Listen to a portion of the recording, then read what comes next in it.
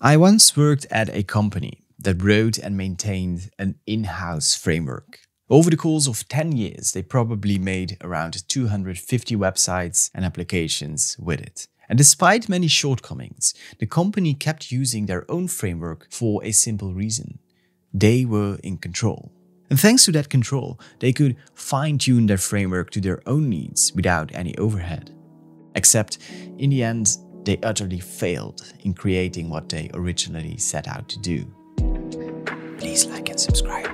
Instead of a tool shaped specifically for their needs, the framework's core developers dreamt of open sourcing their framework and for it to become massively popular. And so it needed to handle as many cases as possible to reach as wide an audience as possible.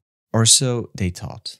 Flexibility and configuration were often prioritized, even though they rarely added much, if any, value to company projects. Core developers were always able to convince the not-so-technical managers, while in reality, the design and flexibility of this framework was no more than a burden for me and my colleagues to deal with. This mindset of high configurability and flexibility is, unfortunately, common in software design. I'm not sure why, but somehow programmers, and myself included, think they need to account for every possible outcome, even when those outcomes aren't relevant to their use cases. Many of us seem to have some kind of fear of losing a potential audience when our code isn't able to handle the most specific of specific edge cases.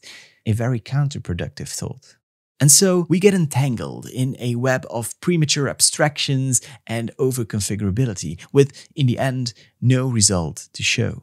I've come to appreciate an opinion-driven approach to software design. I don't believe that code should be able to account for every possible outcome anymore. These days, I prefer one way of solving a problem, instead of offering several options. I realize that not everyone might like the solutions I come up with, but in the end, if the job gets done, if my code is reliable, clear, and useful to others, there rarely are any complaints. And I'm not the only one benefiting, by the way.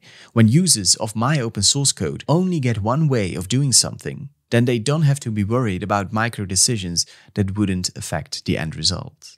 And that, for me, is good software design, allowing programmers to focus on decisions that really matter and offer value to their projects and clients, instead of wasting time on unnecessary details.